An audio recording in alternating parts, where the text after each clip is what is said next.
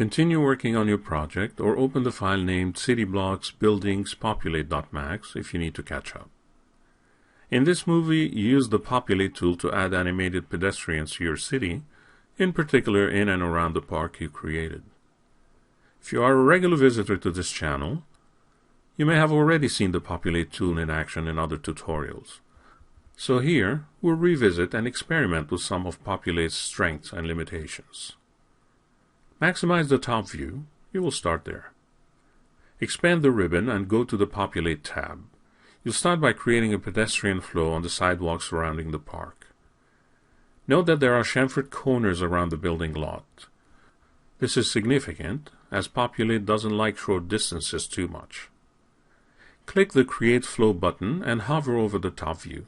A round brush appears. This brush dictates the width of the pedestrian flow. It seems a tad big for the size of the sidewalks. Bring the width value down to about 9. This seems to match the scene a little bit better.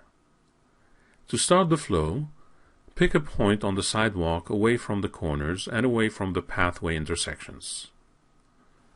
This will prevent any problems when you start inserting flow direction changes later on. Hold Shift down to work in ortho mode and go around the building lot without worrying about the chamfered corners.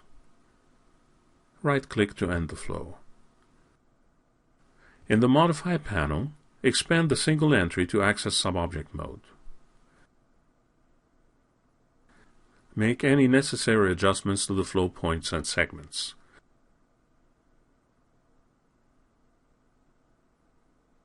Make sure you move flow points and segments based on individual pivot points.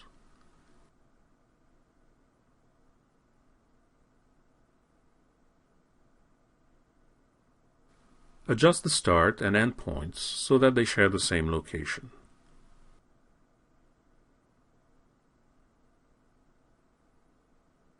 Next, you adjust the corners by adding extra segments. Zoom in on one corner. To add a new control point to a flow, use the Add to Flow button. Hover over the flow center line around the corner area. Notice that a new segment appears in either a tan or green color. The tan color indicates a bad insertion point. In general, it happens when you are too close to another point. Make sure the line is green and click the mouse button. With the new point selected, note what happens when you move closer to an adjacent point on the same flow. Tan lines appear around the edges. This is an indication that the flow is broken. It is something you need to avoid. In shaded mode, you also lose the paths that pedestrians are supposed to follow, so again, make sure this doesn't happen. Adjust the 2 points as best you can to get a 45-degree corner without breaking the flow. Repeat for the remaining 3 corners.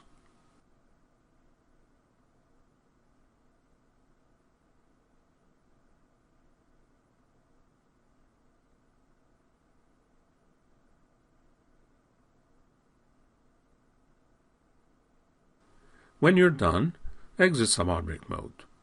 You're now ready to add more flows for the pathways. This can be done simply by using the Create Flow button again. However, before you do that, you need to remember that your Populate tool works in AutoGrid mode. This means the flow you just placed was created on top of the sidewalks at z equals 0.15 meters. To ensure the pathways are also at the same elevation, you need to start them from the center of the park going outwards. If you start them from the street, then they'll be at z equals 0, and the pedestrian feet will be below ground once they're in the park. There are ways to create elevation changes using ramp flows, but we won't be using those here. Consider this flow I'm adding here. Watch what happens when I cross the existing sidewalks flow and the 3-arrow icon that appears. This shows a flow direction change, but there are a few rules for that to work properly. For example, note what happens if the angle between the two flows becomes too sharp. The arrows disappear from the viewport, signaling a flow change is no longer possible. Another problem that may cause this is when you have flow point too close to the intersection. Keep that in mind as you design your flows. As always, you can place a flow and then fine-tune it at a sub-object level.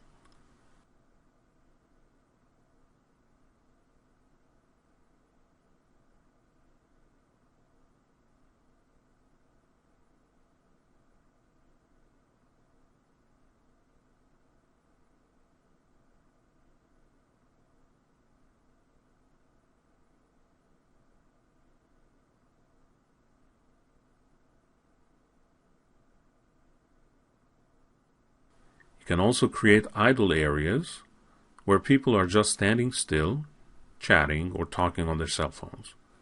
You can use custom shapes or simple shapes for idle areas. Here, I'll keep it simple and use the rectangle shape. Do the same and use the center area of the park, and don't step on the grass. For now, you simply created flows and idle areas using default settings. You'll get to experiment with that in a moment. Go back to your shaded camera view, and in fact, press P to turn it into a perspective view temporarily. Orbit around to get a better view at the park. The scene animation is set to 600 frames, but the Populate simulation is set to 300 by default. Set it to 600 to match the animation length, and then click the Simulate button. After a few moments, you can see the pedestrians appear in the viewport. Play back the animation to see them better. If you need more pedestrians on a given flow or idle area, then you can select that element and adjust it in the Modify panel. There are other parameters that you can control, but let's just focus on density for this example. Remember that increasing density adds to the number of pedestrians, which affects render time. If you decide to make changes to one or more flows, you will need to run the simulation again. This also takes more time to process.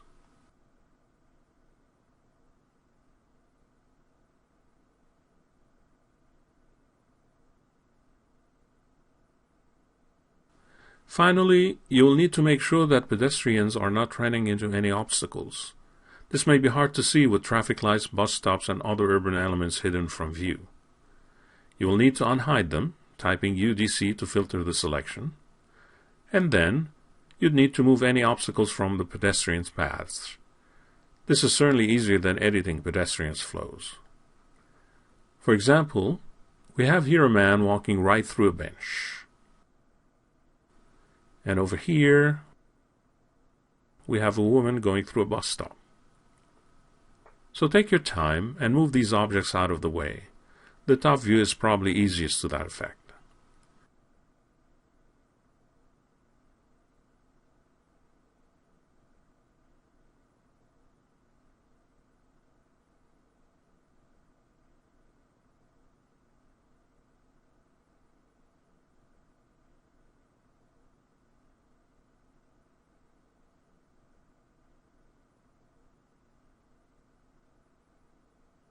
When you're done moving obstacles, you can select and hide the urban design components again and switch back to the animated camera view.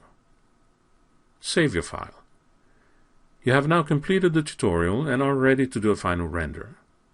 This 600 frame animation will take a while to render. It took almost 12 hours on the system used to record this movie.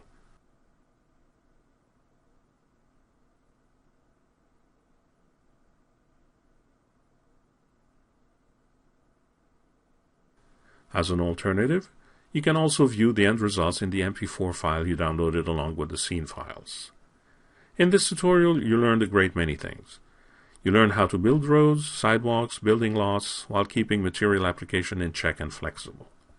You learned to duplicate and place urban design components, and in the case of traffic lights, you even learned to control their status as well.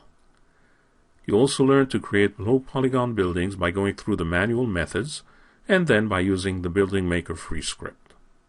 Finally, you placed an animated camera to get a shot at your new city, and you used the Populate tool to add animated pedestrians to your scene.